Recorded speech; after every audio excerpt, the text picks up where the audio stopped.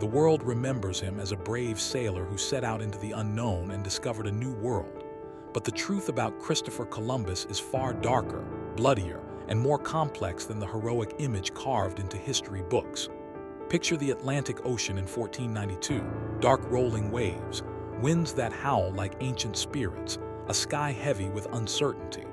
On 3 small ships, the Nina, the Pinta, and the Santa Maria, stood a man with a dangerous dream.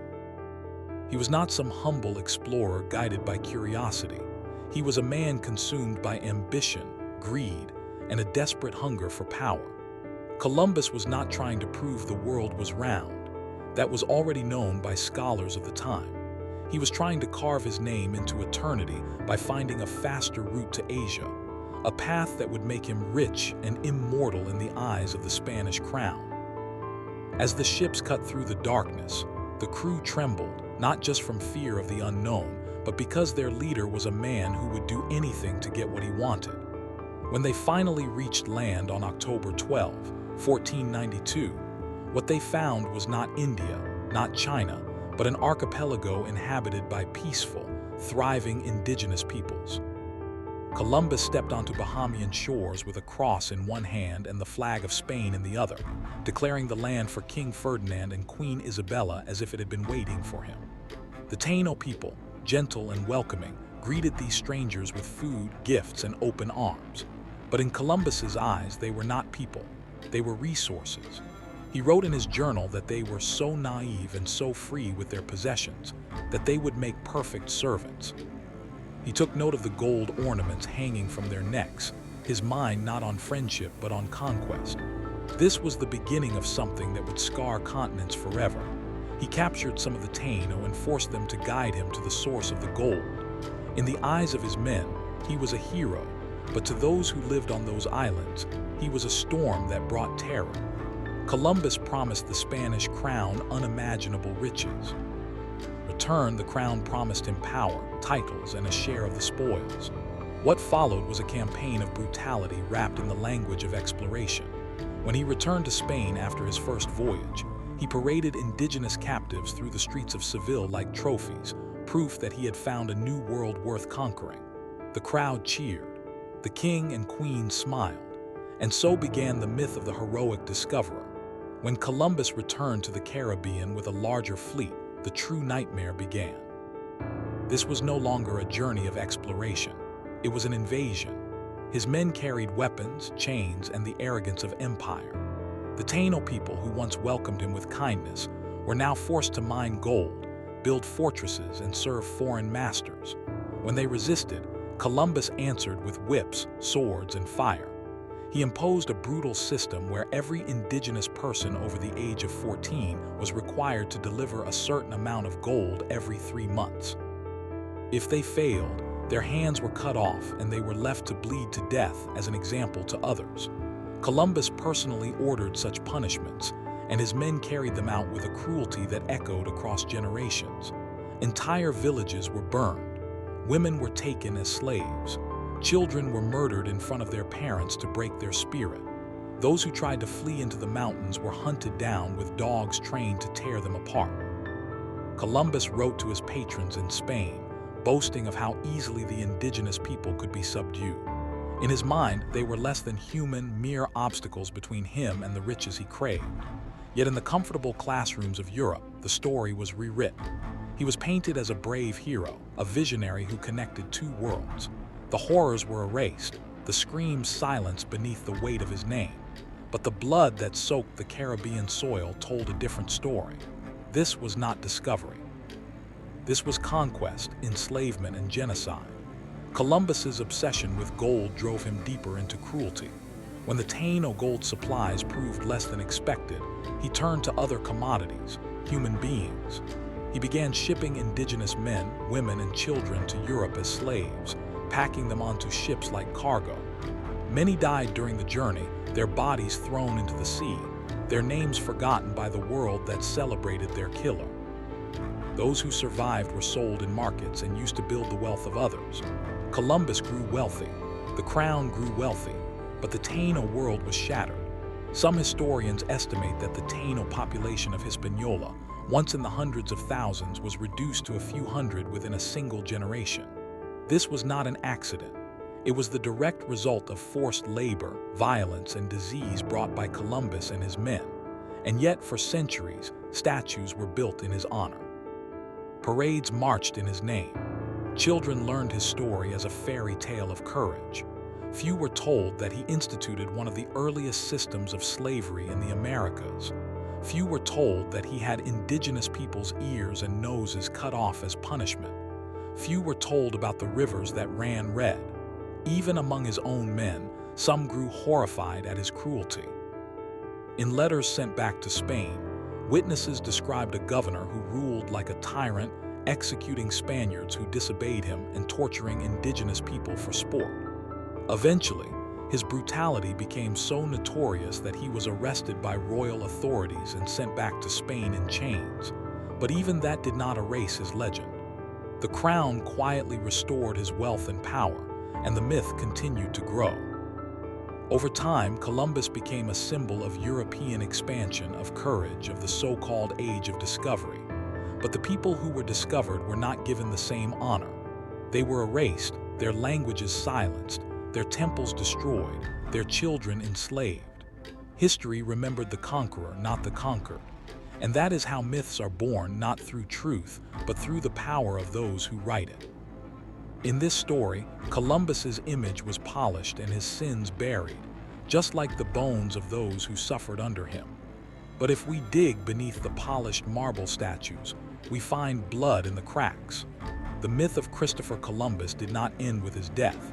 In fact, it only grew stronger, built by centuries of selective memory and deliberate glorification. When Columbus died in 1506, he was a man both celebrated and hated, a figure of power and disgrace. But over time, history's storytellers chose which version of him to preserve. Across Europe, the narrative shifted from a brutal colonizer to a fearless discoverer. The horrors that unfolded in the Caribbean were conveniently blurred, turned into footnotes or ignored entirely, while portraits of Columbus painted him as a visionary who united two worlds. The nations that followed Spain, Portugal, England, France, saw the path he had carved not as a warning, but as an invitation.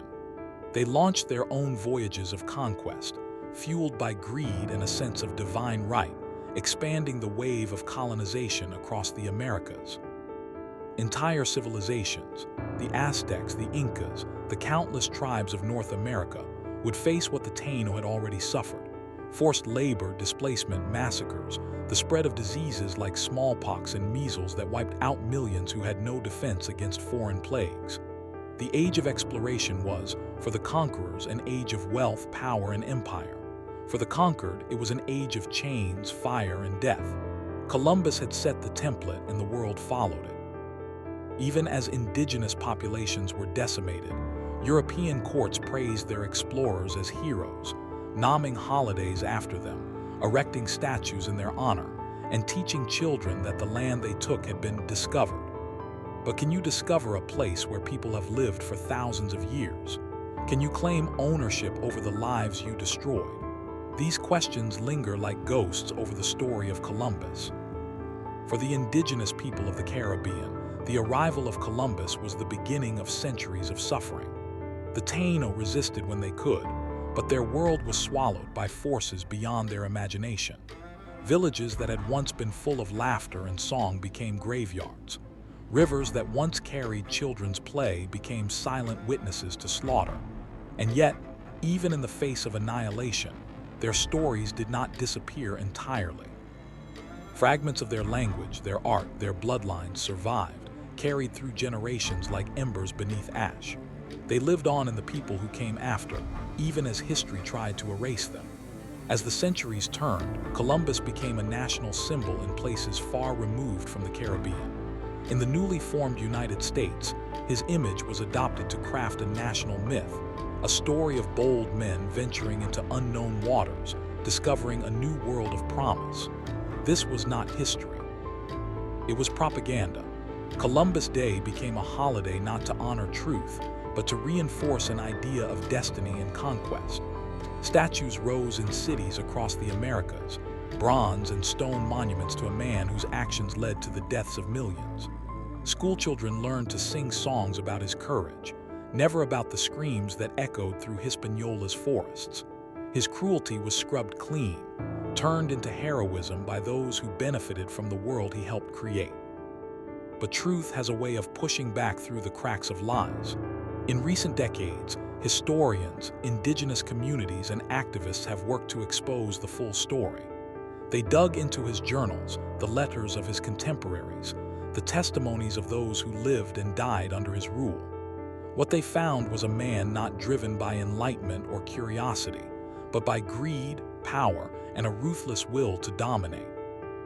His writings revealed a mind that viewed human beings as resources to be exploited, souls to be broken, and lands to be claimed. He was not a man ahead of his time. He was a man of empire, and empire is built on bones. As the truth spread, people began to question the myths they had been taught. Statues that once stood unchallenged became sites of protest. In some cities, they were torn down, splashed with red paint, or quietly removed. The day that bore his name was renamed in many places to Indigenous Peoples' Day, a small but powerful shift in how we choose to remember. This is not about erasing history, it is about confronting it.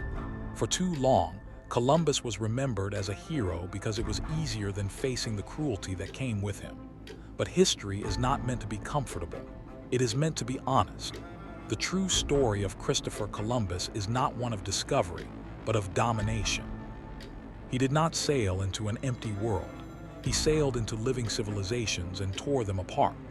He did not build bridges between cultures. He set fire to them. And yet, understanding this truth is not just about the past, it is about the present. The legacy of Columbus lives on in the systems of inequality, land theft, and cultural erasure that still affect indigenous communities today. His voyages were the spark that lit a centuries-long fire of colonialism, a fire that burned across continents and left scars still visible now. To tell his story honestly is to acknowledge those scars, to give voice to the people who were silenced, to honor the lives that were taken. And so, as the waves of the Atlantic crash against Caribbean shores, as statues crumble and new histories rise to the surface, the truth stands unshaken. Christopher Columbus was not a hero. He was a man who opened the door to conquest, enslavement, and bloodshed, and the world was never the same after he crossed the ocean. His ships carried not just men, but an idea, the idea that one people could take everything from another simply because they had the power to do so. That idea became empire, and empire became history. But history can be retold. The truth can be reclaimed.